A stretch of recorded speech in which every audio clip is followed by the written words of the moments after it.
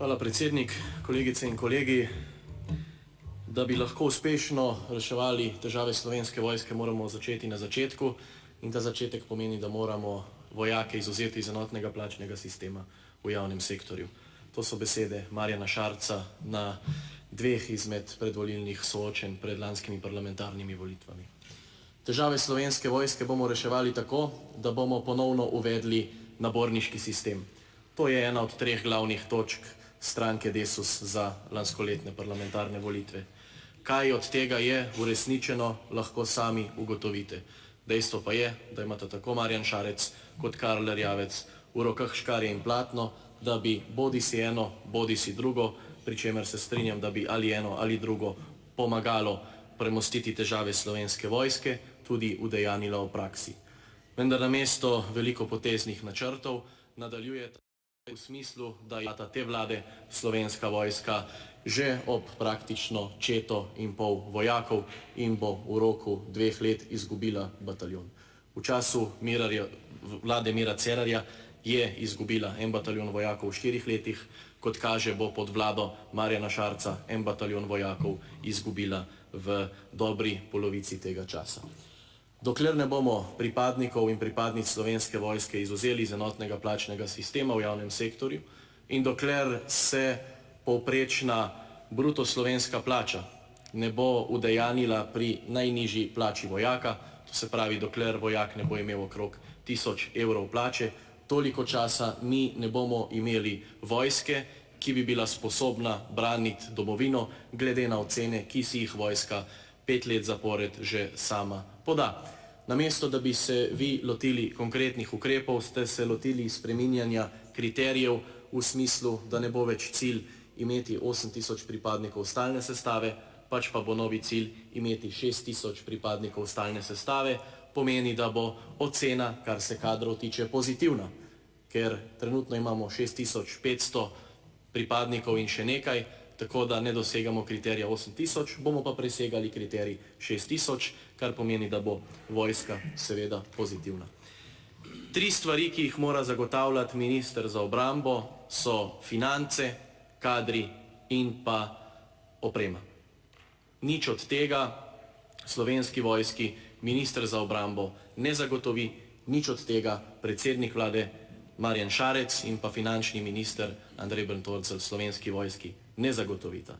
Če mislite, da boste s 35 do 40 milijonov evrov več rešili vse probleme Slovenske vojske, ne boste jih. Ne boste jih tudi, če bi dali 100 milijonov ali pa 200 milijonov. V enem letu tega denarja niti porabiti ne moreš. Vendar pa bi bilo potrebno začeti na začetku, kot je dejal Marjan Šarec, izvzeti Slovensko vojsko iz enotnega plačnega sistema v javnem sektorju.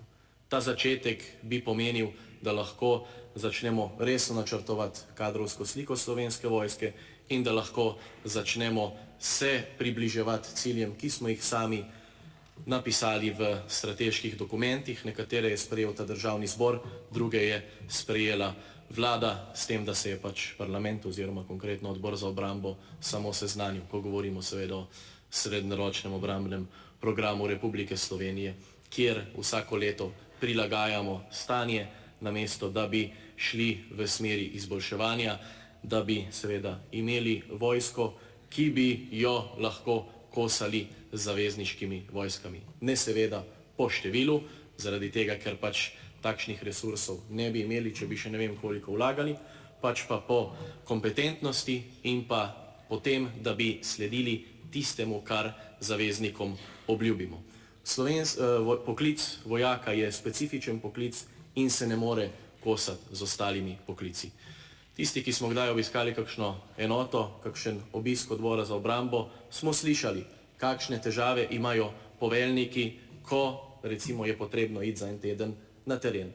Vojak se sklicuje na zakon o javnih uslužbencih in enostavno reče, doma imam otroka, ki je mlajši od 3 let, zato na teren ne grem. In potem je problem s popolnjenostjo enot, potem je problem na samih vajah, potem se išče zamenjave, teh zamenjav ni in kadrovska slika se drastično slabša.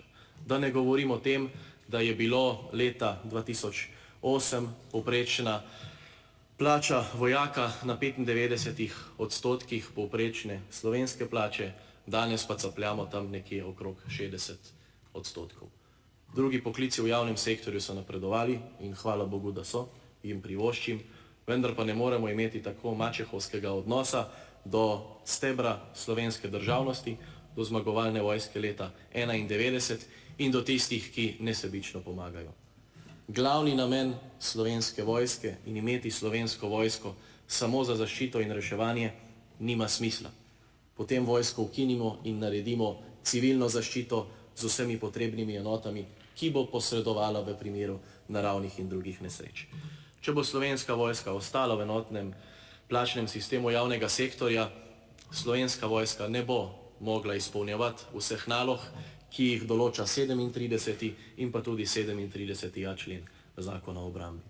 Ko smo imeli še približno 450 vojakov več, so poveljniki govorili, da imajo problem zagotavljati kadre za varovanje naše južne meje.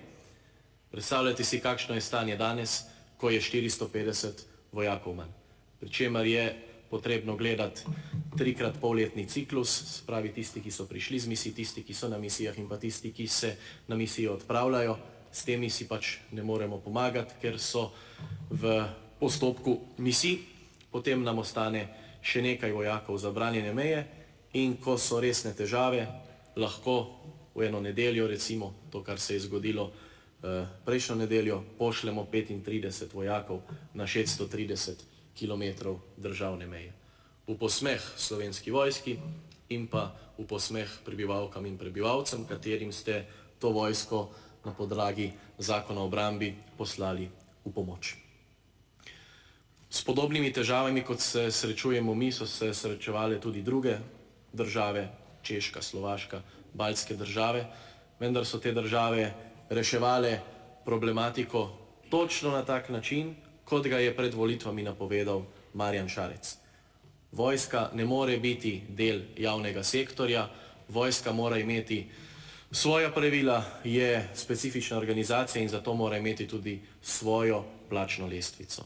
Glede na to, da smo verjeli v neko novo politiko, kakršno je narekoval Marjan Šarec, pa smo videli, da ta nova politika pomeni to, da pred volitvami konkretno nekaj obljubiš, potem, ko imaš pa možnost to obljubo izpeljati in ko je podpora, če ni podpora v koaliciji, bi zagotovo bila v opoziciji, pa tega ne spelješ.